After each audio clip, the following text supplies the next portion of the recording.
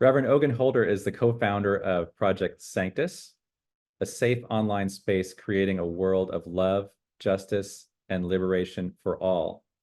He is an ordained Unity minister, an award-winning author, and he holds certifications in spiritual coaching, grief and bereavement counseling, as well as the Enneagram. His many titles over the years include speaker, teacher, author, podcaster, blogger, musician, parent, social media consultant, certified Enneagram instructor, and you'll have to tell us what number you are, and a self-proclaimed geek.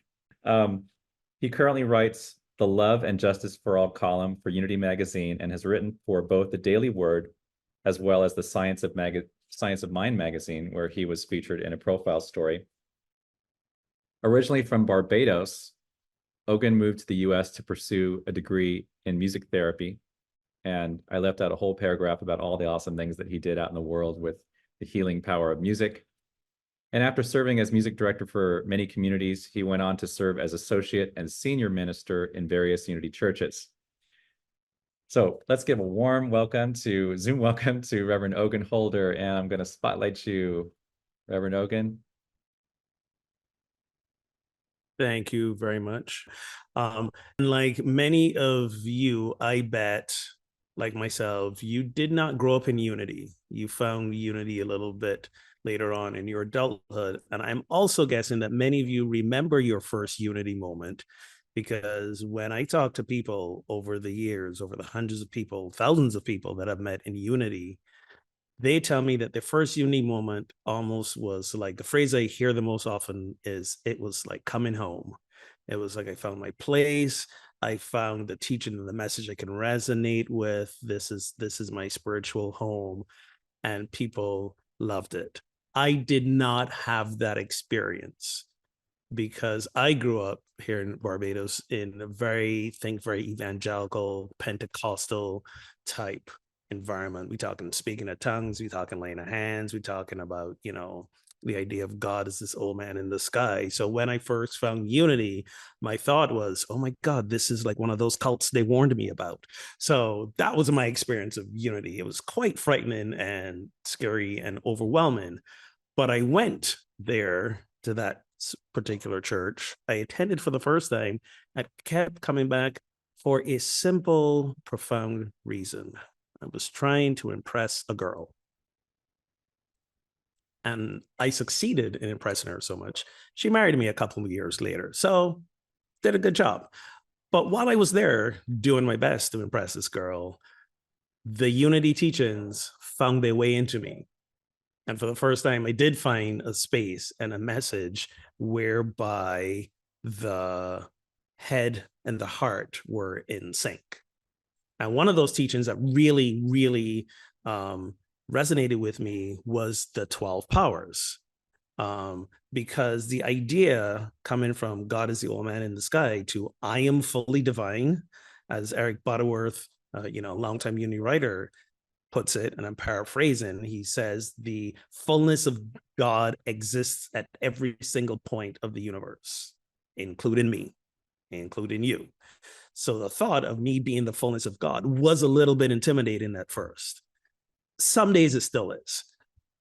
But the 12 powers kind of helped to break that down for me. The 12 powers is this idea that we, there are 12 different powers, faculties, aspects of God that we that are embedded in us. They're named after the 12 disciples: faith, strength, wisdom, love, power, imagination, understanding, will, order, zeal, release or elimination, and life.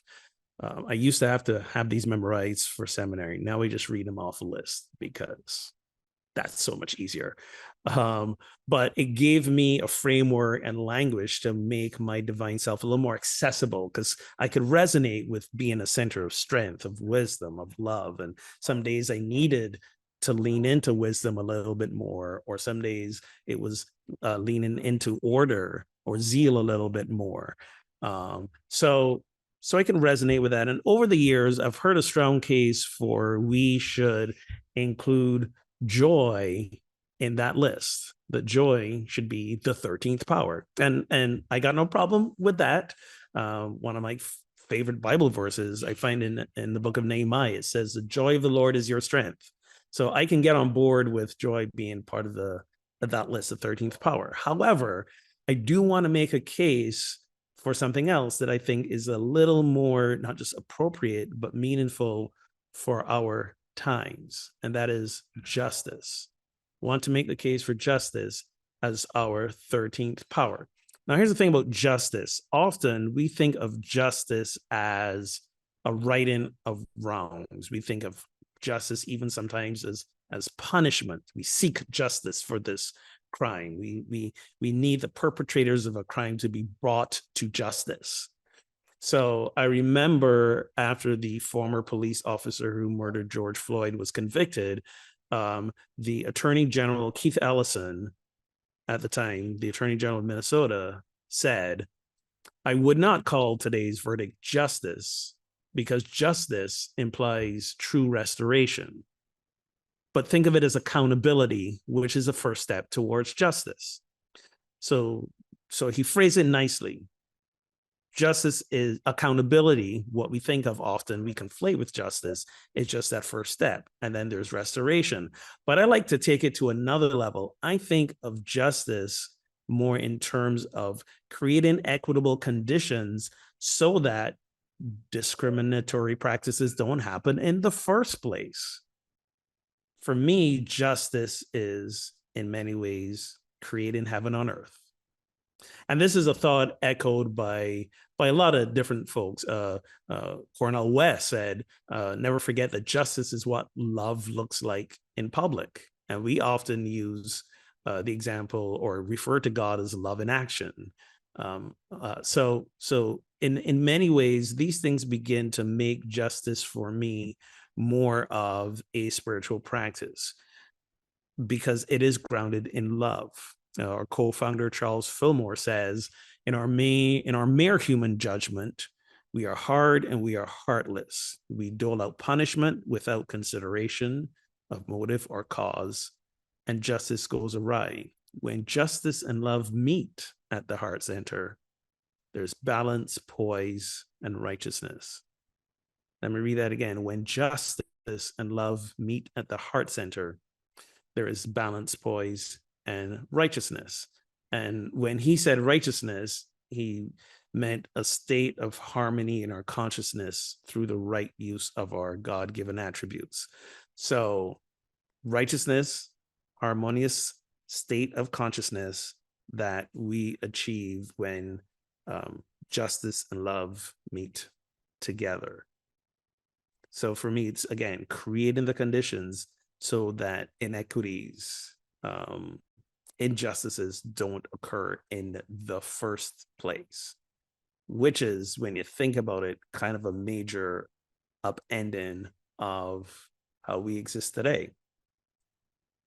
So as we know, and as we teach, everything that happens in our material world starts in the spiritual world, in our spiritual consciousness. It starts at the absolute level and then comes into, we manifest it in our material existence. So for me, justice is both something that we encounter here as human beings, but it's also a divine quality, a divine mandate, if you will. In Psalms 89, we read, and this is a psalmist writing and singing a praise to God in their tradition. The idea of righteousness and justice are the foundation of God's throne. In Proverbs, we read, to do righteousness and justice is more acceptable to God than sacrifice. And even in Matthew, Jesus invited us, chapter 23, invited us to not neglect, and his words, not mine, the weightier matters of the law, justice and mercy and faith. It is these you ought to have practiced. So when we look throughout the Bible, which, arguably or not, is Unity's foundational text, we see this emphasis on justice being a thing that is godly, that is spiritual, that is a path for us to manifest the divine through seeking justice. And when I hear the term seeking justice, what I hear is me being the channel of justice, me being the agent of justice, the voice for justice, justice in action. Again, Cornel West, justice is what love looks like in public, and then God is love in action.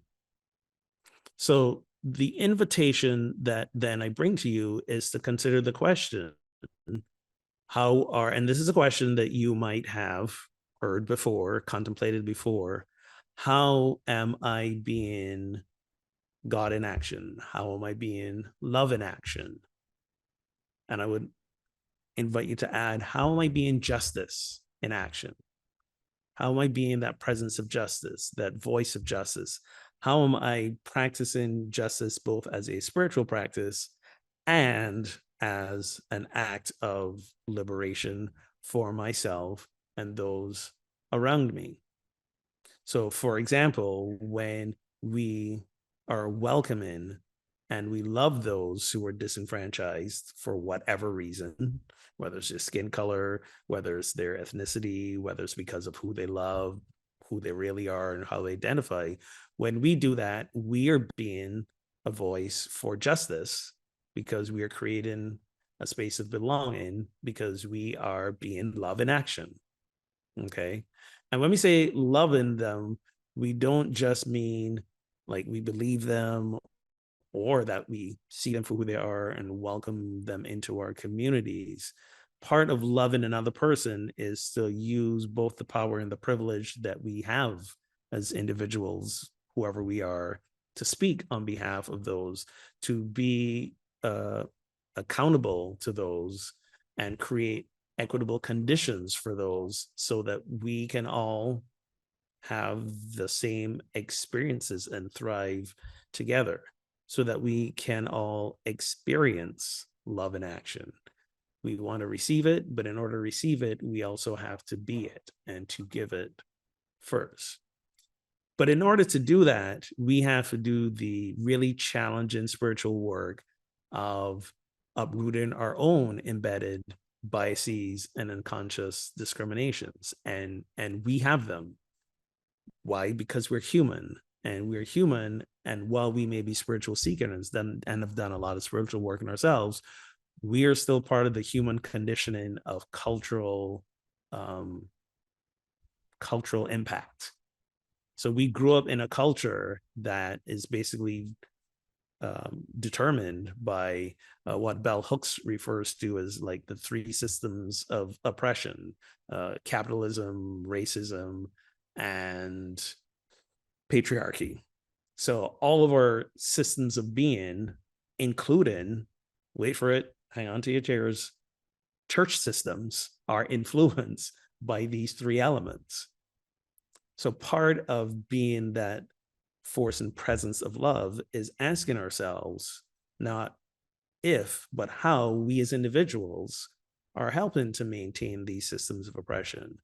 Not if, but how my spiritual community is in some ways maintaining these systems of oppression. Not if, but how my government, my nation, even whoever is in my circle of influence, how are we maintaining these systems? And again, we're not always doing it consciously. Okay. A lot of it is, again, unconscious and embedded. And one of the ways that we spiritual seekers, especially in New Thought, like Unity and Centers for Spiritual Living, Christian Science, one of the ways we uphold these systems is, and again, hold on to your chairs again. And again, I'm also throwing myself under the bus with you because I used to be very good at this. And often I always have to be mindful if I'm doing it myself, is by spiritual bypassing. And what I mean by spiritual bypassing is when we use our spiritual teachings as the rationale for not being love and justice in action. And to give you an example of what that may sound like and what that might feel like is when we see an atrocity take place or an injustice take place, and we say something like, "Ugh, that's so horrible, but you know what? It's all in divine order. This was just meant to unfold as it's meant to unfold. And therefore, we don't need to get engaged or even upset by it. Or if we get angry because we witness an injustice, we say to ourselves, you know what? Being angry is not being very spiritual. So let me more work on my anger, which is something to pay attention to, but rather, how can I now channel that for to be a voice for justice, for love? Um, the author Valerie Carr talks about divine rage. She talks about using that anger that we might feel in the face of injustices to fuel us as divine beings to manifest that equity, to manifest that heaven on earth that we talk about, to manifest the oneness that we talk about, that we believe that we are. So this is both a collective work and an individual work. And I invite you to notice as I'm speaking if any part of you feels uncomfortable by what I'm saying. And if you do for any reason, that's okay. Just take a note of it and later go back and ask yourself, well, why did that make me feel uncomfortable? And I know for me, whenever I hear something that someone says that makes me feel uncomfortable, first of all, I got to check in and go like, was there part of what they said that I'm complicit with that I really don't want to admit? One of the other things that we used to do a lot, I used to do a lot, throw myself under the bus again, that I used to do a lot when people said things that make me felt uncomfortable, I'd be like, yeah, you know what? This is not about me. And I'm just going to choose to see the divine in you. And then we're going to just part our ways peaceably.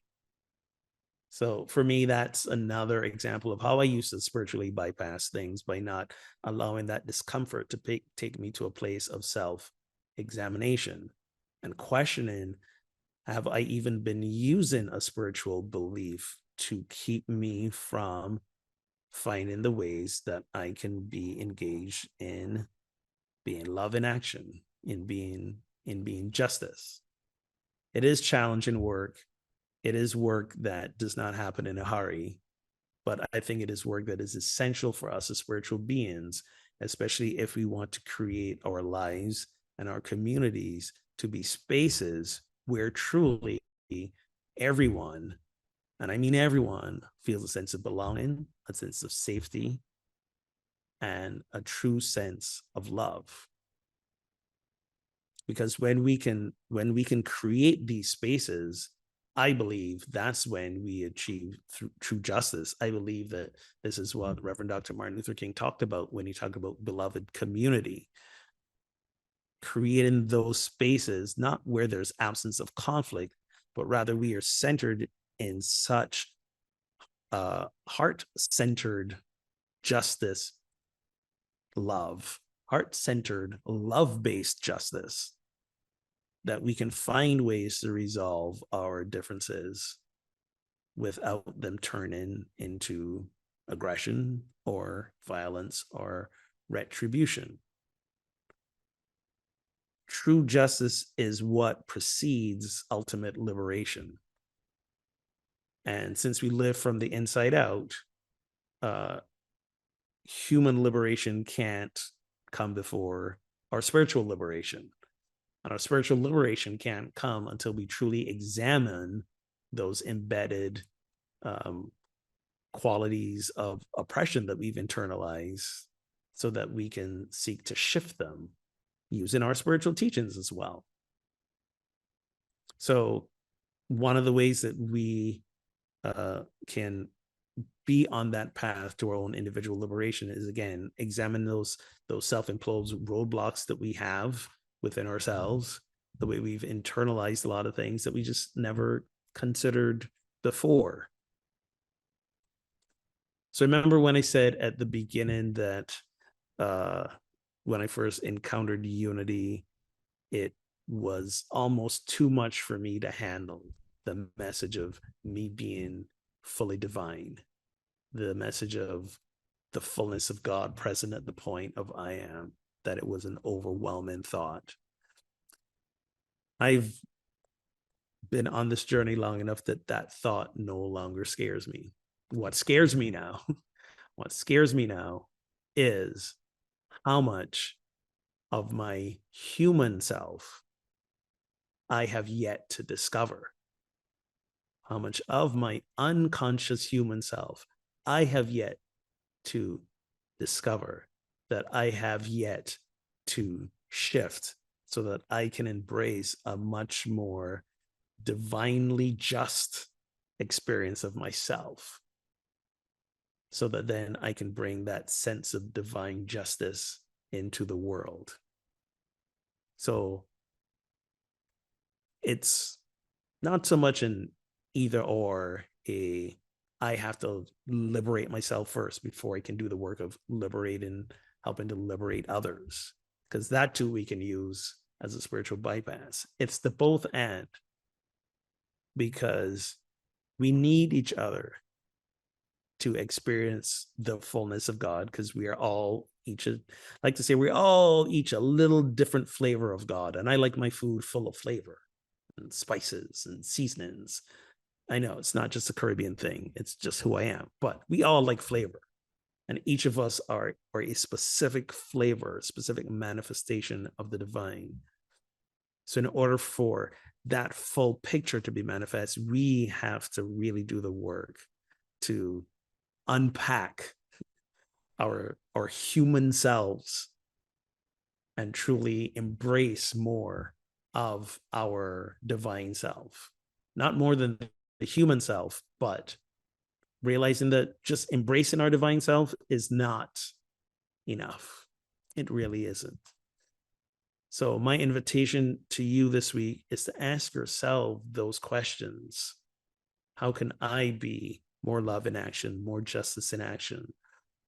What are the ways, not if, but how do I unconsciously perhaps uphold the systems of oppression?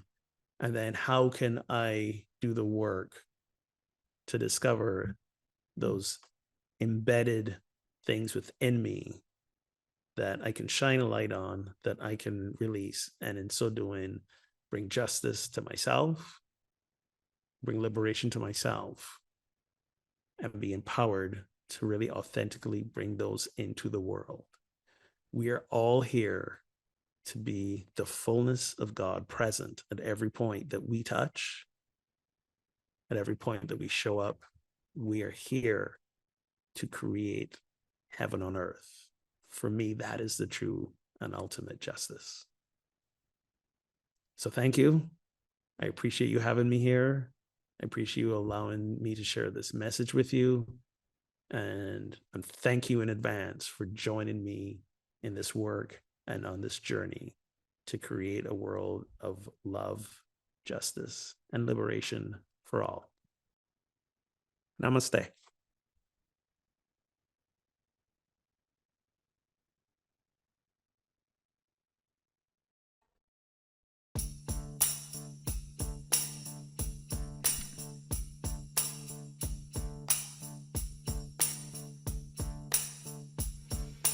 There's no space that His love can reach, and there's no place where we can find peace. There's no end to amazing grace. Take me in with your arms spread wide. Take me in like an orphan child. Never let go, never leave my side. I am holding on to you. I am holding on to you. In the middle of the storm, I am holding on. I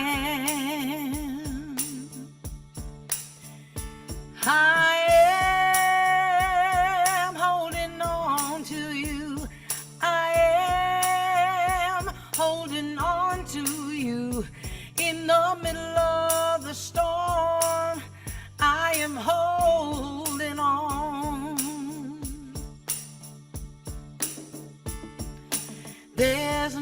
space that His love can reach. And there's no place where we can't find peace. And there's no end to amazing grace. Take me in with your arms spread wide. Take me in like an orphan child. Never let go, never leave my side. Sing it with me. I am holding on to you. I am holding on to you.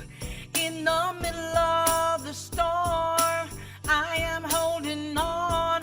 I am, I am, I am, I am, I am holding on to you. I am holding on to you in the middle of